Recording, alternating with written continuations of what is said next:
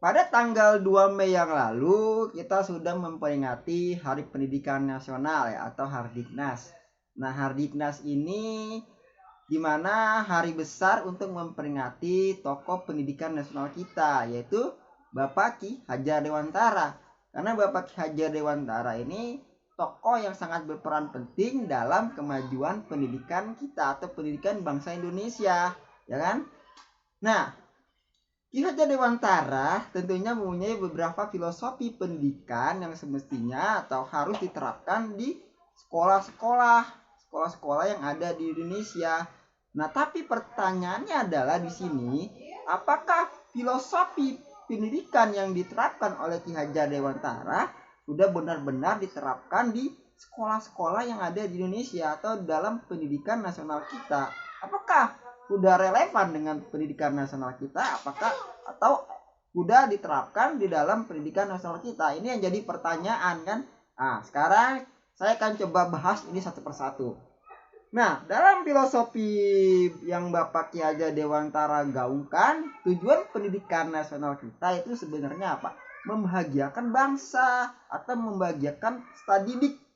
Nah, membagian peserta didik ini maksudnya apa? Menghasilkan pemuda-pemuda atau peserta didik yang selamat dan bahagia. Yang selamat, catat nih, selamat dan bahagia. Tentunya peserta didik ini diajarkan keterampilan-keterampilan yang membuat dirinya siap untuk menghadapi di masa depan dan tentunya siap menghadapi tantangan-tantangan hidup yang memang sangat variatif di masa depan atau pada saat masa kini. Nah, maksud dari bahagia ini adalah, jadi menurut Bapak Ki Hajar Dewantara, sekolah ini harus sebagai taman siswa. Jadi taman bermain lah istilahnya, taman bermain tapi sambil belajar, bukan hanya taman bermain. Nah, ketika di taman bermain ini pun, nah definisi taman bermain ini apa? Jadi taman bermain ini murid-murid dapat belajar tetapi dia bahagia, jiwanya nggak tertekan, nggak stres, ya kan? Nah, jadi gitu. Jadi kalau kita lihat kondisi zaman sekarang, apalagi zaman sekarang ini lagi Indonesia lagi masa-masa pandemi ya, pandemi Covid. Nah, Menteri Nadiem Nakarim pun sudah menggagas namanya konsep Merdeka Belajar. Jadi nggak harus semua materi itu harus dipenuhi karena keadaannya sulit seperti sekarang.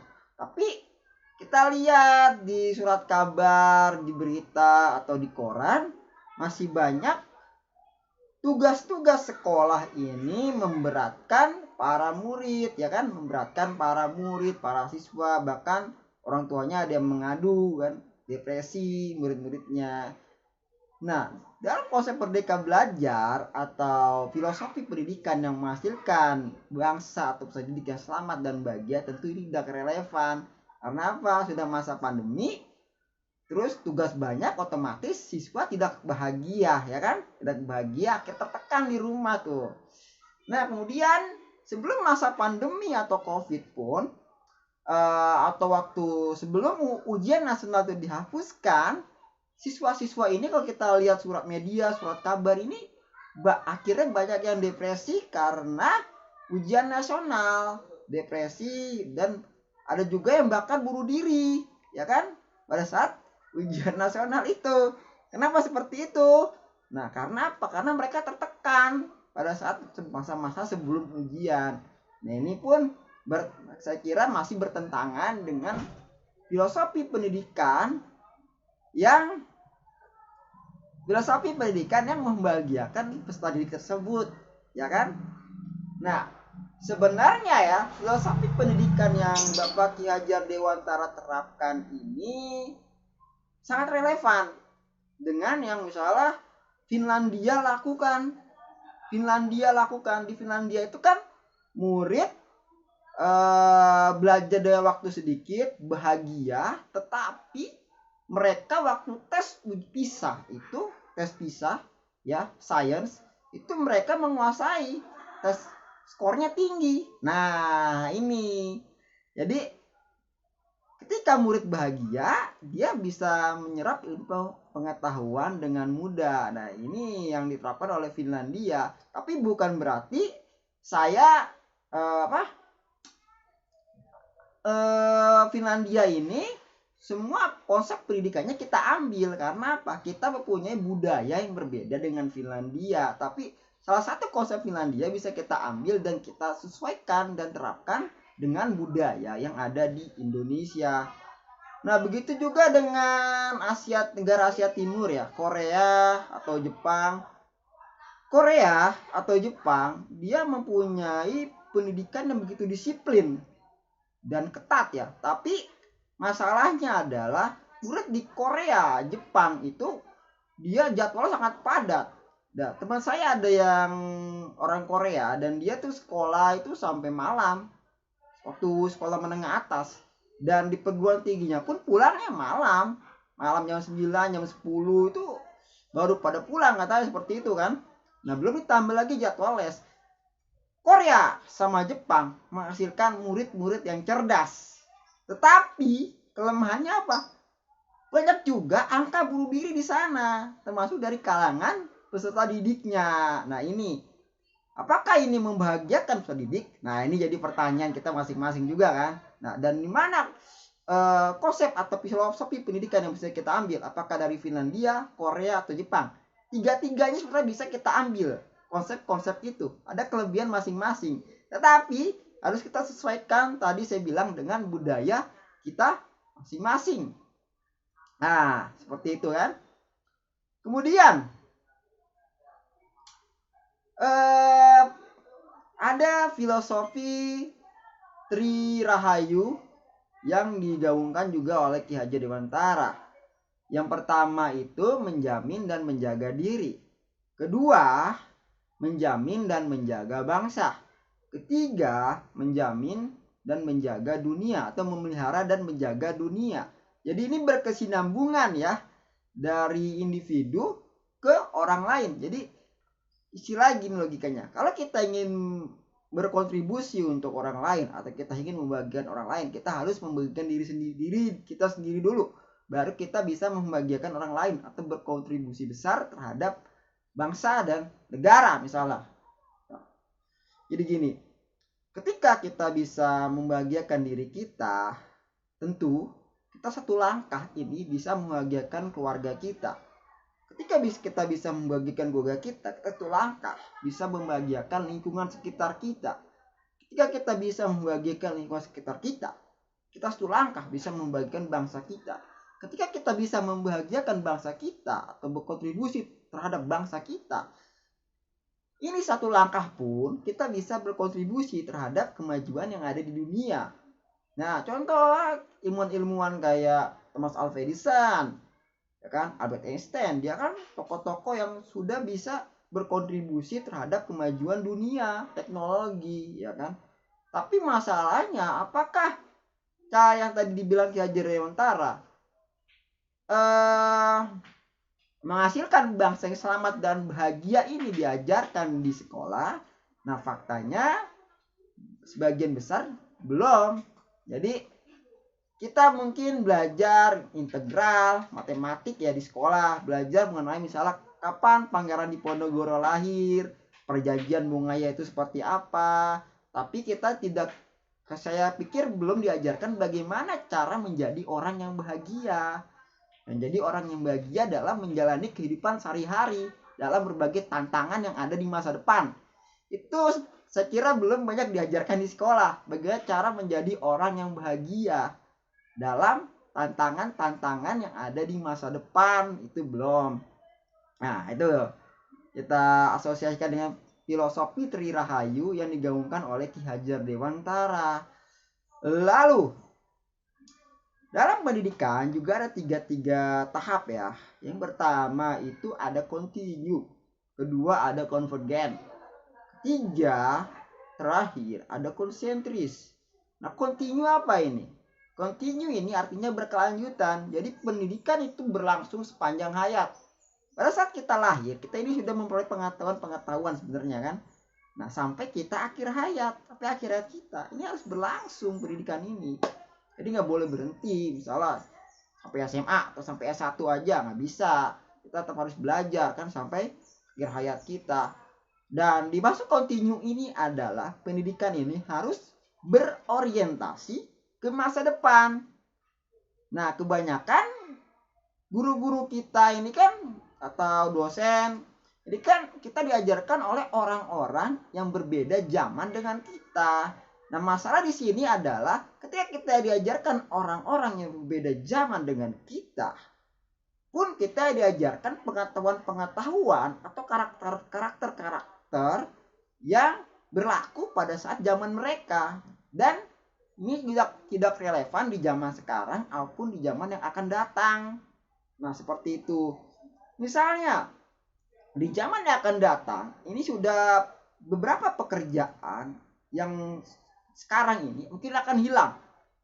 Nah, mungkin akan hilang. Tahun depan akan sistem robotika. Nah, pendidikan harus berorientasi ke situ. Bagaimana mempersiapkan generasi sekarang untuk ke generasi yang akan datang.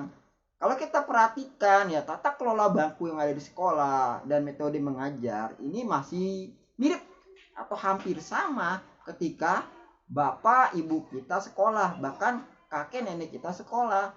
Contoh, tata bangku sekolah itu sejajar menghadap papan tulis, menghadap guru.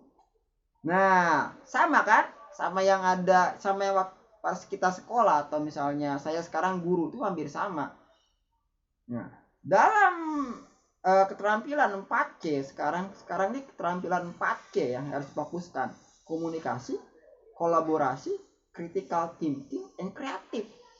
Jadi sebaiknya di negara-negara maju itu kita lihat, kita kan Indonesia ini diapit oleh 2 negara besar ya, yang pendidikannya pun maju. Ada Singapura, ada Australia. Nah, seharusnya kita bisa mencontoh dari mereka untuk konsep pendidikan. Ambil contoh di Australia. Di Australia itu susunan bangku-bangku sekolah itu dia berkelompok. Ya kan, berkelompok. Kayak misalnya ada 4 berjejer gini, memutar gini, bikin lingkaran. Satu lagi ada bangku-bangku yang berkelompok lagi, 4 bangku kan. Jadi masing-masing siswa itu saling berhadapan satu sama lain, ya kan? Nah, ini kenapa seperti itu? Ini ada manfaatnya. Ini untuk memudahkan komunikasi antar mereka. Jadi mereka tuh nggak individualis. Jadi sekolah itu bukan hanya apa ya? Bukan hanya menanamkan pengetahuan, ya kan? Bukan hanya membuat nilai-nilai mereka bagus, tapi bagaimana membahagiakan diri mereka sendiri untuk menghadapi tantangan zaman sekarang atau zaman yang akan datang. Makanya harus berorientasi ke masa depan. Makanya Menteri Nadiem Makarim itu sudah membuat peta pendidikan Indonesia dari tahun 2020 sampai 2035. Nah, sekarang bagaimana akademisi, guru-guru itu mengaplikasikannya di sekolah-sekolah. Itu dimaksudkan continue. Lalu konvergen. Apa itu konvergen? Konvergen itu pengetahuan itu didapatkan dari berbagai sumber. Jadi kita untuk mendapatkan pengetahuan yang valid, ya kita nggak boleh hanya langsung dari satu sumber aja. Banyak sumber yang bisa kita dapatkan. Contohnya proses pembentukan alam semesta. Banyak teori mengatakan teori Big Bang, ya kan, bintang kembar dan lain-lain. Misalnya teori-teori geografi. Ini kita ambil ilmu geografi ya, karena saya orang geografi. Misalnya ada dari ilmuwan Muslim, ada juga dari ilmuwan Barat. Ya kita nggak bisa hanya mengambil kesimpulan dari ilmuwan Muslim. Apa itu geografi? Kita juga harus mengambil dari pendapat-pendapat dari ilmuwan-ilmuwan Barat, karena mereka tokoh-tokoh yang membuat perkembangan ilmu pengetahuan ini maju. Nah, jadi seperti itu konvergen. Kita harus mendapatkan pengetahuan dari berbagai sumber, karena kalau hanya dari satu sumber itu sama aja dengan kita picik ya. Picik maksudnya ya udah kita hanya paham dari satu sumber, hanya percaya dari satu sumber itu, dan kita meyakini bahwa satu-satunya sumber itu sumber yang benar. Nggak bisa seperti itu ya kan. Jadi harus ada pembandingnya kalau dalam ilmu pengetahuan. Nah, kemudian ada konsentris. Konsentris ini apa? Nah, jadi gini, setelah kita mendapatkan berbagai ilmu pengetahuan dari berbagai sumber, ini harus disesuaikan dengan konteks hidup kita masing-masing. Ada tradisi, budaya, ya kan? Tadi saya bilang, misalnya kita ingin mencontoh konsep pendidikan dari Finlandia, dari negara Korea, dari Jepang. Kita bisa ambil konsep pendidikan yang ada di negara mereka. Tapi bukan berarti mentah-mentah konsep pendidikan yang ada di negara mereka itu kita terapkan di Indonesia. Bisa jadi konsep pendidikan yang ada di negara mereka ini tidak sesuai dengan budaya yang ada di Indonesia, ya kan? Pendidikan itu harus hasil transformasi dari budaya juga, jadi nggak bisa disesuaikan dengan mentah-mentah gitu saja. Oke, Finlandia sistem pendidikan terbaik di dunia, tapi nggak bisa juga kita ambil mentah-mentah sistem pendidikan mereka.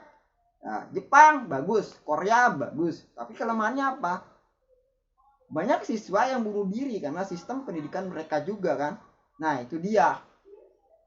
Itu yang namakan konsentris ya. Nah, kemudian Ki Hajar Dewantara ada beberapa kerangka dasar yang diungkapkan oleh Ki Hajar Dewantara. Yang pertama kerangka dasar pedagogis. Yang kedua itu ada kerangka dasar tata kelola. Pertama, saya bilang kerangka dasar pedagogis. Dalam kerangka dasar pedagogis, pembelajaran itu berlangsung harusnya secara konstruksional experience. Apa dimaksud konstruksional experience? Jadi pengalaman yang berkonstruksi.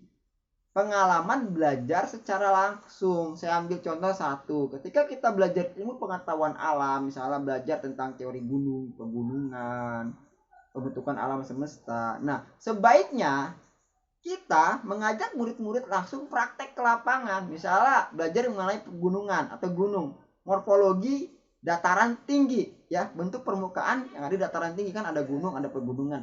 Kita ajak murid-murid misalnya ke daerah Gunung Tangkuban Perahu yang ada di Tasikmalaya atau dataran tinggi Dieng, dan mereka melihat secara langsung tuh apa itu lava tuh, magma, bagaimana bentuk gunung berapi.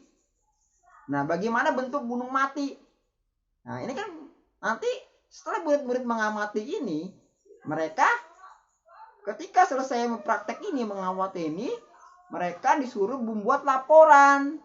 Nah, tentang pembentukan gunung tersebut, ya kan? Ada apa? Ada flora dan fauna apa, tumbuhan dan hewan apa yang ada di gunung, kan gitu. Batu-batuan apa? Nanti kan bisa dibantu dijelaskan oleh guru-guru yang bersangkutan, ya, misalnya guru geografi.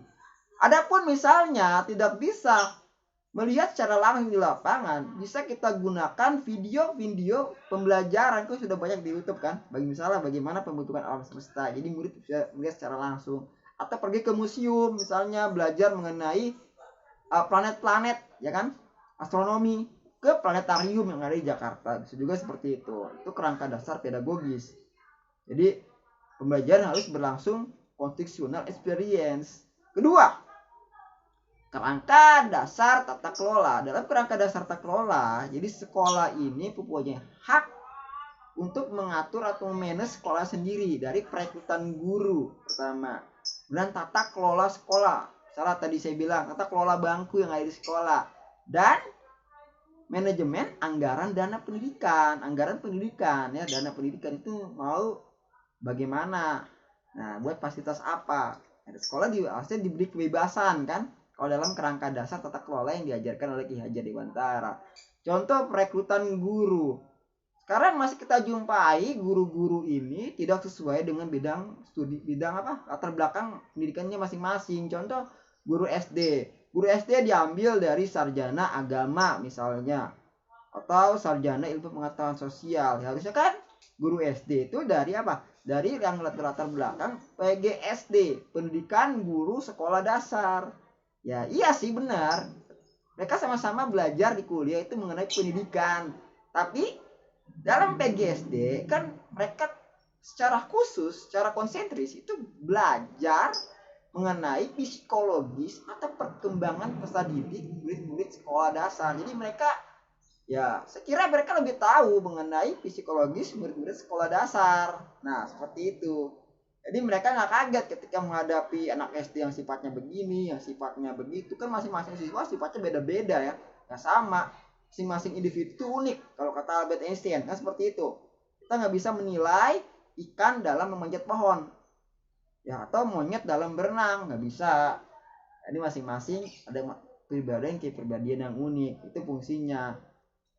Nah, kemudian ada tata kelola. Nah, saya bilang tadi, tata kelola kelas misalnya. sekolah itu harusnya nggak polos kan temboknya. Temboknya nggak polos, harus ada display kelas, tampilan kelas, lukisan yang membuat murid itu nyaman, itu namanya display kelas. Nah, harus ada tata kelola bangku juga yang harusnya berkelompok.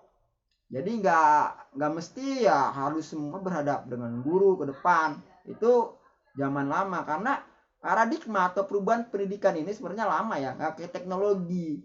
Perubahan pendidikan ini berlangsung dari 50-an tahun sampai ratusan tahun. Jadi kalau kita lihat ke belakang, puluhan tahun yang lalu, bahkan mungkin ratusan tahun yang lalu, ini ya tata kelola bangkunya pun ya nih gitu-gitu aja, nggak berubah secara signifikan, terutama yang ada di Indonesia kan gitu. Lalu anggaran dana pendidikan. Nah, anggaran dana pendidikan ini ya dibelanjakan untuk apa? Ini pun harus transparan, terbuka. Dana BOS itu difungsikan bagaimana, dibelanjakan untuk keperluan apa aja. Nah, itu mungkin penjelasan dari saya ya, karena kan ini belum lama, kemarin tanggal 2 Mei ini kan berkaitan dengan Hari Pendidikan Nasional. Mudah-mudahan penjelasan dari saya ini membantu dan menambah pengetahuan bagi yang menonton video saya kan. Ya, jangan lupa